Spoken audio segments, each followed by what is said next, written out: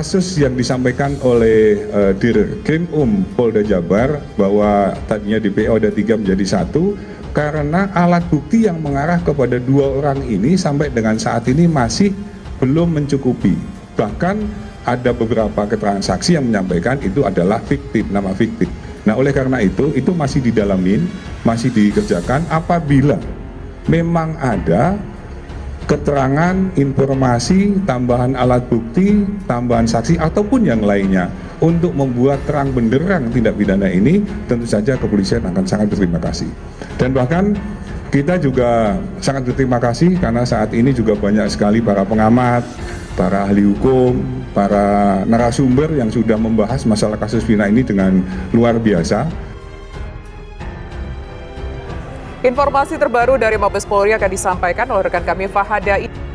Saya sudah menyampaikan agar kasus itu betul-betul dikawal dan transparan, terbuka semuanya. Tidak ada yang perlu ditutup-tutupi. Presiden Joko Widodo akhirnya angkat bicara mengenai penyelidikan dan penyidikan dari perkara peristiwa Rajapati dan Ruda Paksa terhadap almarhumah Vina dan juga kekasihnya Eki di Cirebon yang telah terjadi pada tahun 2016 silam, namun yang hingga saat ini belum juga tuntas. Pak Jokowi juga telah menyatakan bahwa dirinya telah meminta kepada Kapolri Jenderal Listio Sigit agar beliau mengawal perkara ini hingga tuntas tanpa sisa. Pak Presiden Jokowi juga telah meminta kepada pihak Polri untuk mengusut perkara Rajapati Vina Cirebon tersebut secara transparan dan juga terbuka. Menurut Pak Jokowi tidaklah boleh ada yang ditutup-tutupi dalam membongkar tabiat yang ada dalam perkara Rajapati ini oleh pihak Polri kepada publik. Tanyakan kepada Kapolri, saya sudah menyampaikan agar kasus itu betul-betul dikawal, kata Jokowi usai meninjau Pasar Lawang Agung di Musirawas Utara, Sumatera Selatan, Kamis, tanggal 30 Mei tahun 2024. Transparan, terbuka, semuanya, tidak ada yang perlu ditutup-tutupi. Kalau ada, ya, ujar Jokowi. Seperti yang telah diketahui bersama bahwa perkara Rajapati Vina ini kembali menjadi perbincangan hangat di kalangan warganet dan viral kembali yang dikarenakan dijadikan film layar lebar.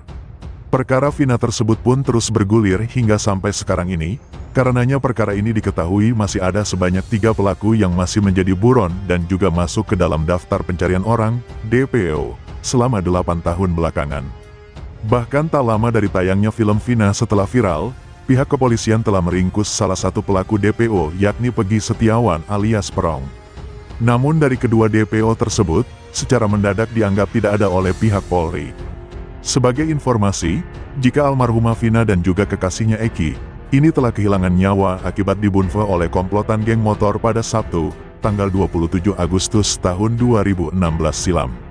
Setelah kejadian tersebut pun, pihak kepolisian telah menetapkan sebanyak 11 tersangka. Namun, hanya 8 tersangka yang saat ini berhasil ditangkap dan diadili. Dari 8 tersangka tersebut, 7 divonis seumur hidup dan 1 lainnya yang masih di bawah umur divonis dengan hukuman 8 tahun penjara. Sementara, ketiga orang lainnya masuk ke dalam DPO, yakni Peggy, Andi, dan Dani. Kendati demikian, setelah tersangka Peggy ditangkap, pihak polisi telah menghapus nama dari kedua DPO lainnya, yaitu Andi dan juga Dani karena dianggap hanya fiktif.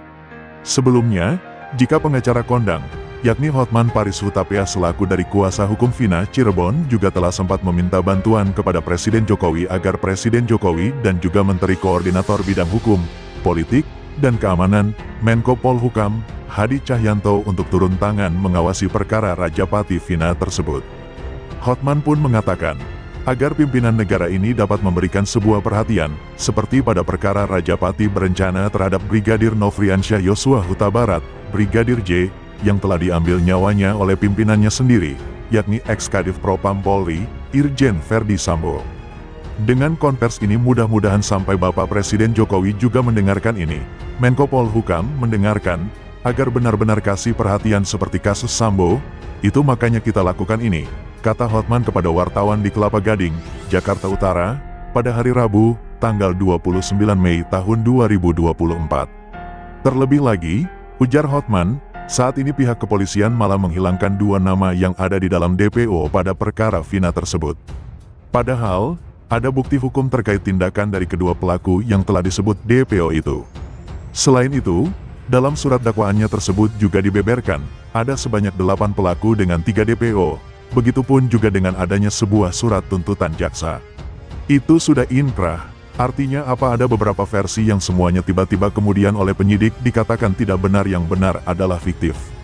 Jadi yang mana yang benar, yang berdasarkan putusan berkekuatan hukum tetap atau berdasar penyidikan kurang lebih 2 minggu oleh penyidik, tutur Hotman.